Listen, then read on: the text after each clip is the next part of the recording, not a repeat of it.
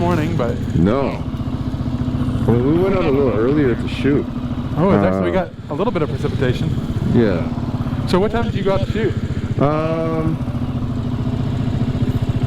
When did we go? Like around 11. Okay. Yeah. Yeah, I rode one of these in this morning from home, and it was pretty cold. Yeah, I bet.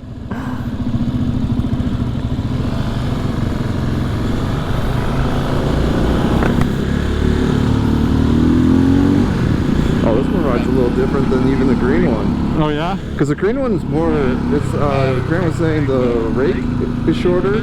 Yeah, that's right, yep. It has a less rake. Less rake. So you're riding right now is the full-on production version. Okay. So cool. The way it feels is how the production bike feels. What we realized is we wanted just a little bit more stability. Yeah. Because the 250 is so lightweight. Yeah. It's like a bicycle, and we actually go with a pretty steep rake on that bike. Yeah. But on the bigger, heavier bike, it just felt too twitchy. Yeah. I mean, you could take the hands on the bars and everything, but it just felt a little disconcerting. Yeah. So we figured it wouldn't hurt to give it a little more rake. Yeah.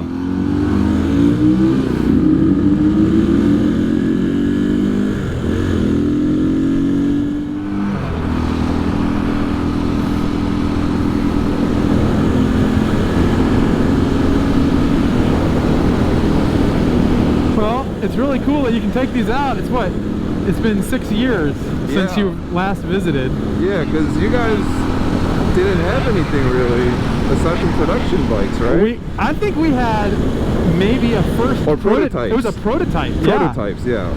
And we had one employee. Yep. And so you got, and I don't even think that the 250 you took out was solo. It had a sidecar. It had a sidecar. Yep. And I remember we got some good pictures of you in India. Yeah. Riding the sidecar. Yeah. But that really is not the experience that the 250 sort of was designed around. Yeah. But I really want to get you on a 250 again, because one of the things that I really wanted to do with this 450 was not lose the sort of like lightweight nimbleness of the 250. Oh, for sure. And when we knew we wanted to have something with a little bit more juice. Yeah. But we also were like, I don't know, we were just really nervous about going bigger and heavier. Yeah. So on this bike, the 250 weighs about 275 pounds, something around 270. Okay. And the 450 is 360, so a little bit less than 100 pounds more. Yeah. Twice the horsepower, and what it'll do. We've had it over 90 miles an hour. We claim a 90 mile an hour kind of top speed. Yeah. I think I heard you saying earlier that 60, 65 was sort of the sweet point. Spot, yeah. That's what everybody who's been riding it has been saying. Woody, who's probably put the most miles on one, took it up to Wisconsin, Iowa, and around, and he said 62 miles an hour is like where it wants to live. Yeah. Not that you can't go faster, it's just that's like the comfortable spot. Right. And one thing I've noticed on the bike is that it is so much faster than the 250 that you get a lot of wind, on you. Yeah. And so probably something down the road we might want to look into is some sort of aesthetically pleasing fairing or at least windscreen.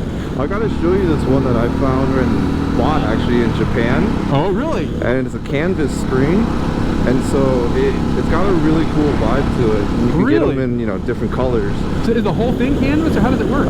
So it's a windscreen, like a plastic windscreen. Yeah. And then the canvas goes around the headlight. There's a cutout for the headlight to loop over, and it's really cool. And then once you keep using it, it just looks even better.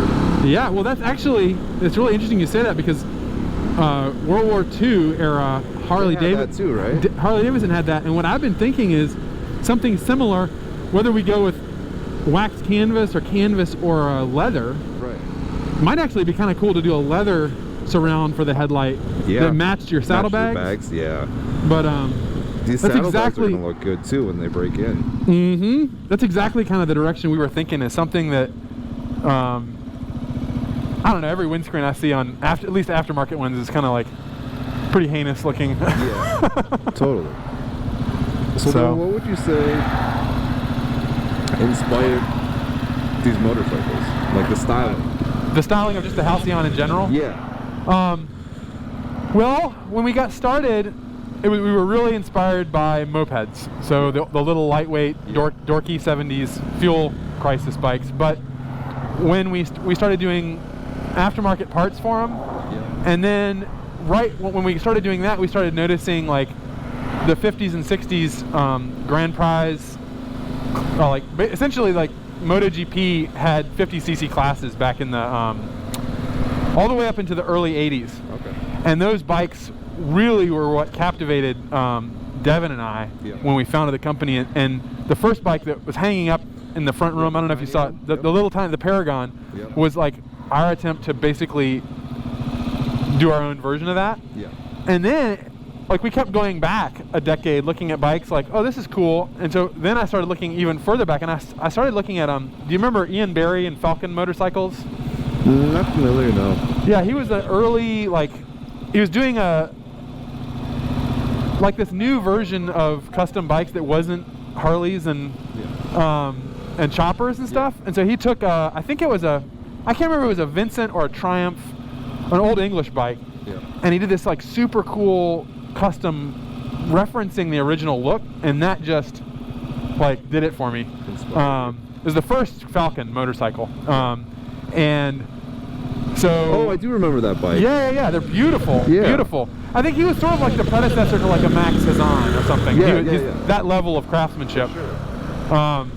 So anyway, I was definitely looking at that first Falcon when I did the Halcyon 50, but it was like kind of weird because it wasn't the 50s and 60s kind of cafe thing that we, and honestly, if you had been in our place at that time, to build a bike that wasn't, I mean, Cafe Racer was like the logical thing to do. Right. And so to come out with this like, I mean, it's not, I insist that it's not like a replica of anything or trying to emulate a time period. But if you were to compare it to a time period, it's probably most similar to those early 20s, even 30s bikes. And there was no SWOT analysis that would have tell us that that was what people would buy. It just turned out that we were actually surprised that the Halcyon, even to this day, it sells probably 9. We sell 9 of those to one of the Softail, Griffin, or Phoenix. Right. So this bike, the 450, is really our attempt to just continue that DNA, but we've just kind of taken it up a notch. Like all the fit and finish. We got Brembo. We've got just higher level, higher quality. For sure. And then the frame and everything is just really beefed up. Honestly, you could probably put a lot larger engine in this. But that's kind of the basic story behind it. Okay. Yeah, it's funny how Cafe Racer was so popular, and then, I mean, it's a sport bike basically, right? The riding position, it's a little more comfy. Yeah, I feel like the reason Cafe Racers are so interesting to people is because of the old Cafe Racer movement, which was like, it was like the tuner culture. It was like make your own sport bike before you could buy a sport bike. And there's something about that that's just, it's appealing no matter what the time period. I don't think they're ever going to go out of fashion. No, I love how these bikes turned out. I would really like the paint on that one too, with the olive and the... Yeah, this is like become our favorite, like top selling color. Oh, really? Cool. It kind of references the sort of a military theme. Yeah. The charcoal one's really nice too. Well, that's my favorite. Yeah, the charcoal with the black, I love that. Yeah. Now, the main difference on this bike, though, compared to the 250, is that it has rear suspension. Yeah. And that was really fun. That process of designing that was, all the 250 and 450s share this kind of funky leading link suspension at the front, which really today is only found on sidecars. Why is that? It's because it's such a strong, it's lateral, like a sidecar is basically operating like a car, so it doesn't lean into a corner. So you get all this like sidewall loading. It's being laterally loaded. And so a typical telescopic tends to buckle or bend. And so this is actually really strong in that area. We chose it because it's something that we felt like we could make more easily, rather than like taking on the massive challenge of making all the machining and tolerances and experience that go into a telescopic.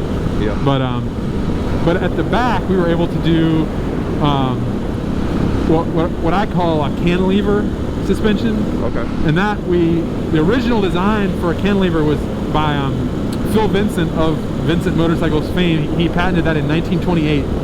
Okay. And it's kind of crazy that it actually is just, I'm starting to see it more and more. The Triumph Bobber uses a similar, the Triumph Bobber, the Harley Softail is actually basically the same concept. Yep.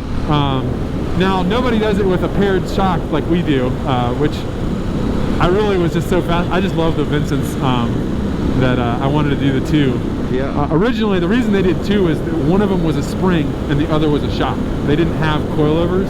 Oh, I see. It was so early that they were literally stealing this technology from airplanes.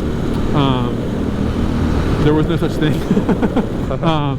But I don't know. I think it's really cool, and it allows us to get away with less heat in that shock absorber. Because one of the problems of a monoshock is that it gets beat up pretty fast.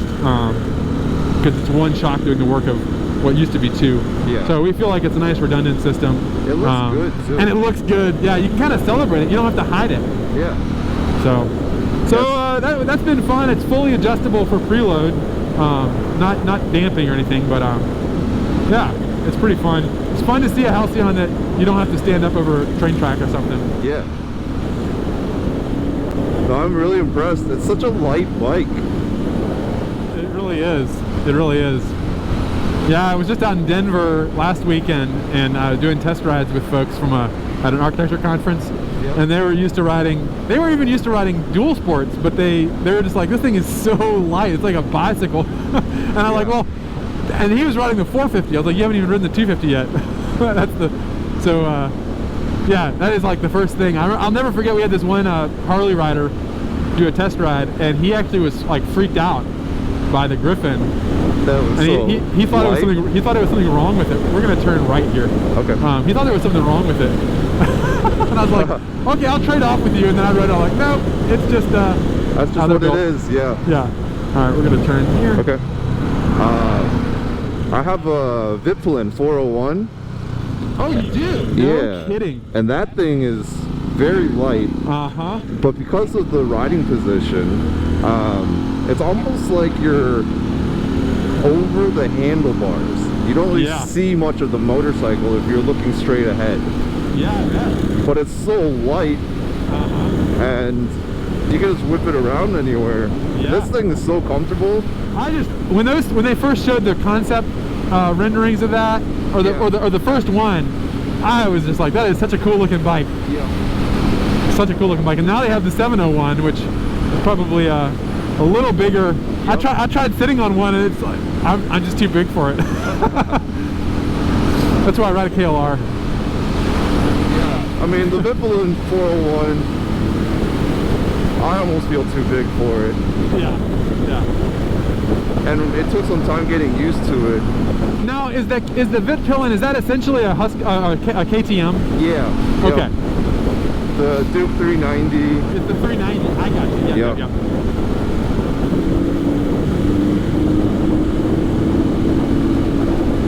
Sure is windy today. Yeah. I still am trying to get used to these 450s where I have one more gear to shift up. I'm like, what?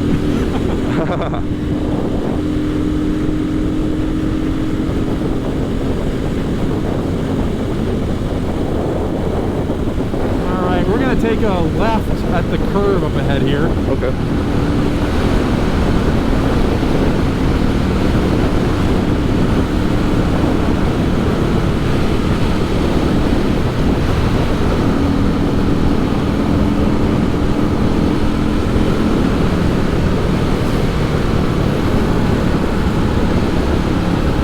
We just rode past the Goshen Airport where we actually did the photo shoot for the bike I'm on. Actually, we did a photo shoot in one of the hangars there. It was pretty cool. That's cool. With a biplane. Ooh, so it's fly? You were flying it? No, we got photographs in the hangar with this bike and with the plane in the background. Gotcha. Kind of that's fun cool. Photo op. Yeah. And this is a little park, Badertown. A couple of curves.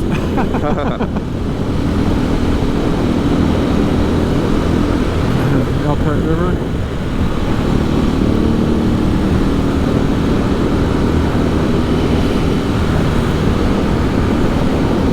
So Grant was saying at lunch, you guys have sold how many motorcycles now? 300 in total, or? Oh no, we have probably total this year we're shooting for 350. Okay. Last year we did about 250.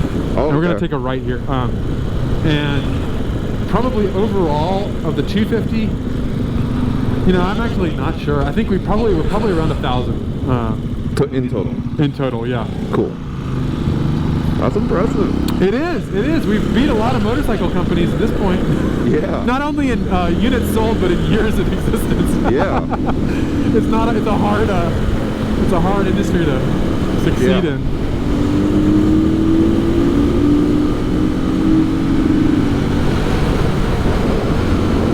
So what made you choose the 450? Did you ever consider any other?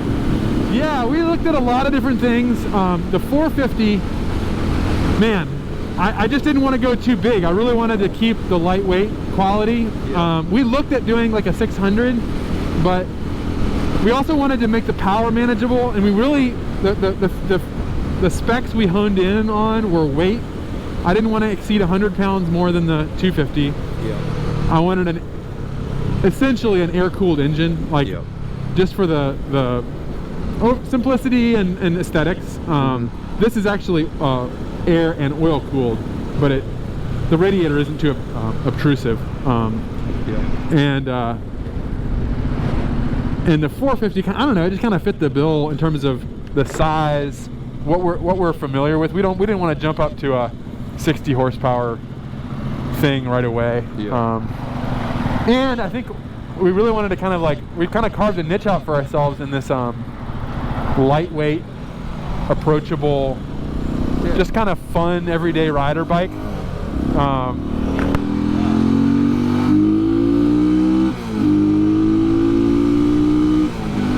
Yeah.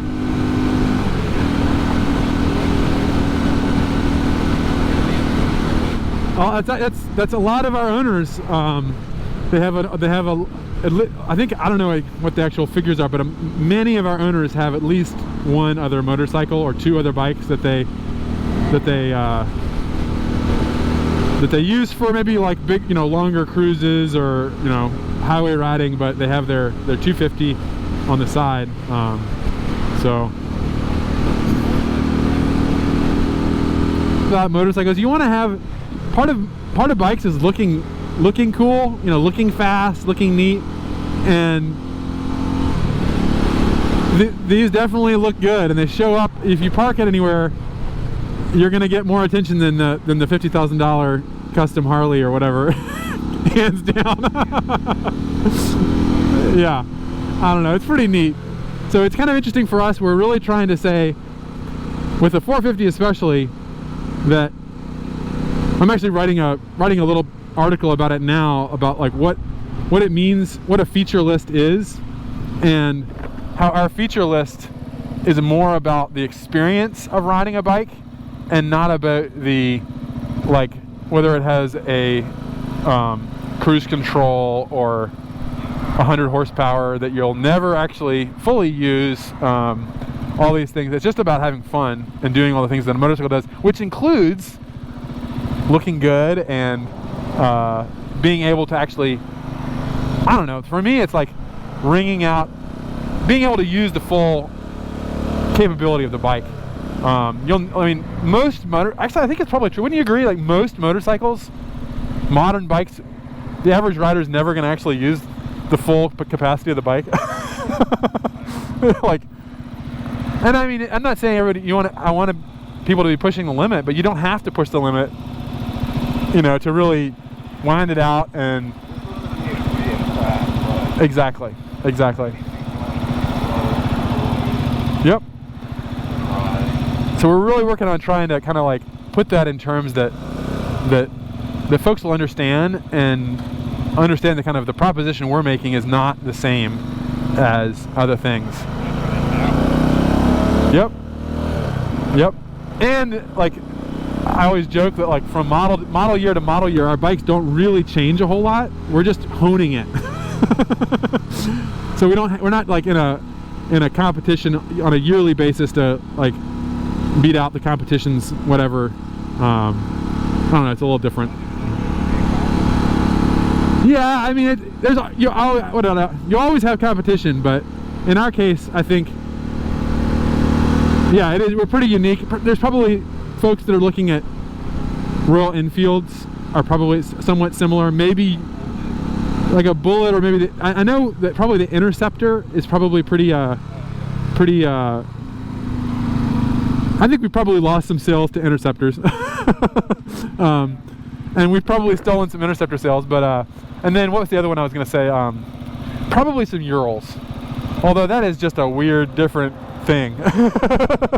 Our first employee now he works for Harley in their purchasing, and our first design intern is the lead designer at the newly rebranded Curtis motorcycles.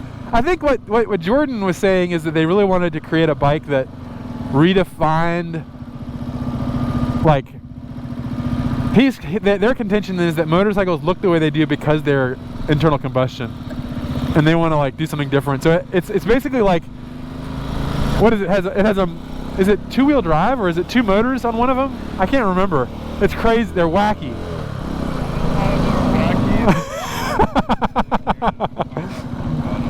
I think they've always done that though, just been completely outlandish and very expensive. I think they're more expensive. No, the new ones are less than the Arch Keanu Reeves. 90,000, yeah. The fuel tank, the thing that sticks to me is the fuel tank is machined out of a block of aluminum.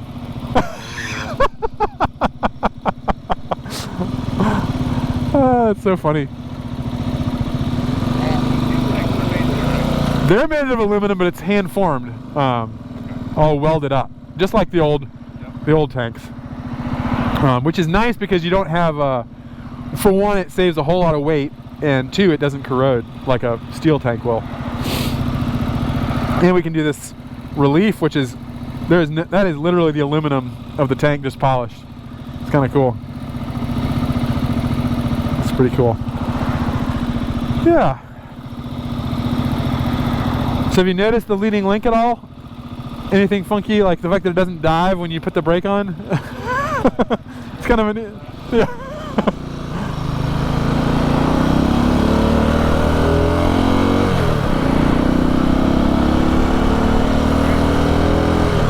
Yeah. Yeah, I've been very happily pleased with it. It's worked out really well. I used, for the suspension design, the actual math of it, there's a English, or he's actually based in Spain now, motorcycle designer. You should check him out. He's actually really neat. He's done incredible alternative front and rear suspension designs. His name is Tony Foll, and he's literally from the old era of motorcycle design. Like, I think he knew Phil Irving and all these people, like, and he has a software package he made himself, and you can plug in these parameters. It's pretty archaic, but I used it to size the spring rate and everything, and it was really cool to send emails to this guy, because you're kind of like one of the people that I, he's an OG. Yep, absolutely.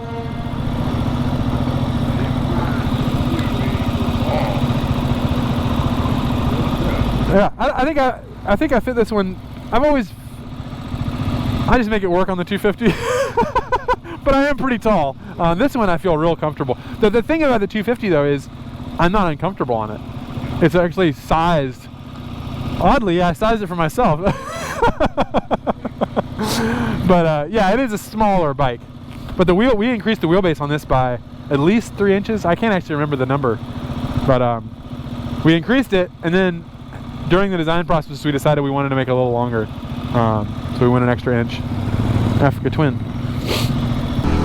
My dream bike is a is a Honda, what is it, Transalp for a dual sport. That would be the bee's knees with the Africa Twin. Yeah, this motor is actually it's made by SWM, but it's basically their version of the XR400. So that's actually a dual sport motor. This is totally a famous dual sport engine. The first year Honda entered Dakar, they won it with this, essentially a 500cc version of this engine, 1982. So it's got some cred. It was never really a dirt bike motor. It was more like a trails bike motor. It didn't really have the power for motocross, but it has the reliability of just super simple. This one still is adjustable tappets, no shim valves, but the service interval is, I think it's, yeah, now I'm gonna really display my ignorance. It's either 5,000 or 7,000 miles, so it's considerably more than on the 250. But so far we haven't even had to think about it. So we're going to be turning left in about a block or two here. This is our fabrication shop, which, as I mentioned before, is an old manufacturing plant. I used to live right behind it, and for years I was like, someday that would be the best place, because it's in the city. I just think it's so cool to be like, and it's on a canal. I don't know, it's just a really sweet location. It's got like a lot in front of it where you can park trailers and stuff, so it's kind of neat. This one, the fabrication shop, we moved in this spring. We kind of made a last-minute call on the 450 that we wanted to do the frame. We were going to have our fabrication shop, Amish shop, do it, but the delays of prototyping with another shop, we were thinking it would have delayed us a lot more than we already are delayed. So we had always wanted to kind of bring more of that in-house. So we just kind of jumped on the opportunity, ended up buying, basically the most expensive piece of tooling was the tube bender for the frame tubes and everything. And we're going to turn here. And moved in. It's a little tricky. The manufacturing's really going crazy here in Elkhart County, so finding a building was tricky, but it worked out. So here it is. We're going to just go right through this gate